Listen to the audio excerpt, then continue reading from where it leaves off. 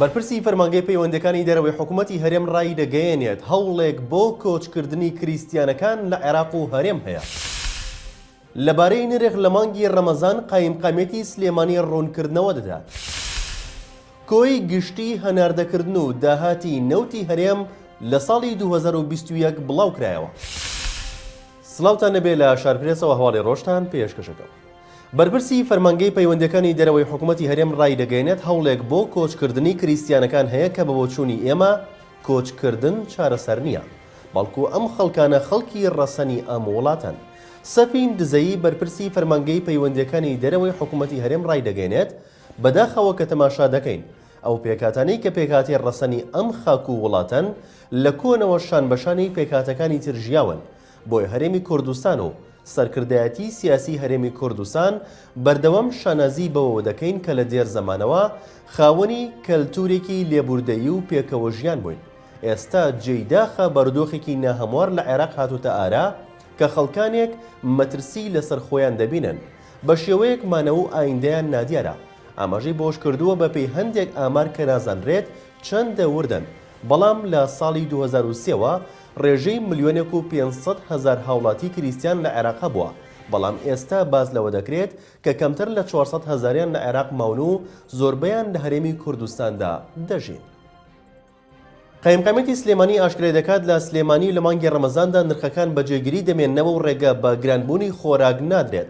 بە جۆرەی ڕاگەندراوێکی قایمقامێتی سلێمانی سەرڕای کاری لیژنە هاوبەشەکان و لیژنەکانی چاودێری بازرگانی و گەشت و گوزار لیژنێکی تایبەت بۆ چۆنێتی پیرۆزڕاگرتنی مانگی ڕەمەزان و جێبەجێکردنی تەواوی ڕێنماییەکانیش دروست دەکرێت. ئەوەش ڕوون کراوەتەوە ئەمڕۆ لە کۆبوونەوەیەکدا لەگەڵ نوێنەری فەرمانگە پەیوەندیدارەکان ئاوەت محەممەد. قایمقامی سلێمانی ڕایگەیاندووە هەرچی بکرێت بۆ بەرزڕاگرتنی ئەو مانگە دەیکەن و ڕێگەش نادەن هیچ کەس و لایەنێکیش بەهۆی زۆربوونی خواستەکانەوە نرخی خۆراک بەرز بکاتەوە.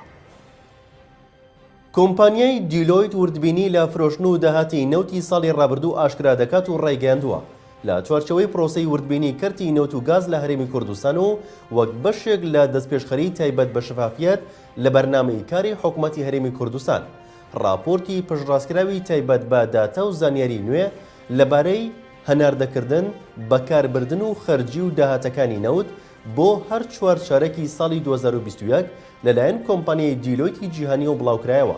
کۆمپانیای دیلۆیت راپۆرتی ساڵی 2021 بڵاو کردوتەوە و تێدا هاتووە لە هەرێمی کوردستان لە ساڵی 2021دا زیاتر لە 152 ملیۆن بەرمیل نەوتی لە ڕێگەی بەندەری جەیهانەوە هەناردە کردووە.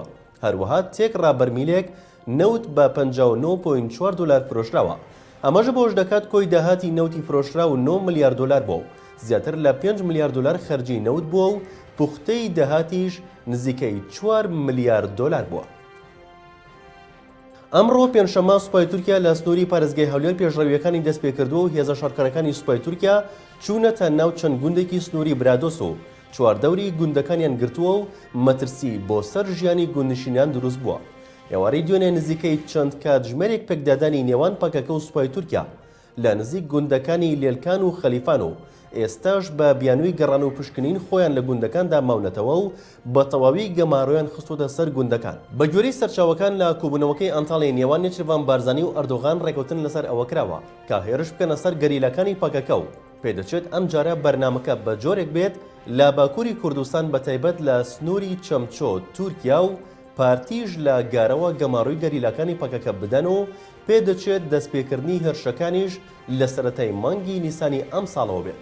لەگەڵ ئەوەشدا سوپای تورکیا دەیەوێت کۆبوونەوە بە موختاری گوندەکان و پیاوە ڕیشسپیەکان بکات. دوای شەڕ و پێکدادانیش لە نێوان پاکەکە و سوپای تورکیا لە گوندەکانی دەشتە هێرت و هاتنە خوارەوەی سوپای تورکیا لە بنکە سەربازیەکانی بەو هۆیەوە ئاسایشی پارتی دوو هاوڵاتی دەستگیر کردووە کە پیشەیان شوانکارە. تا ئێستاش هیچ ڕوونکردنەوەیەک نەدراوە سەبارەت بە هۆکاری دەستگیرکردنیان. لە شارپرێسەوە هەواڵی ڕۆژتان پێشکەشکرا. شاد و بەختەوەربن.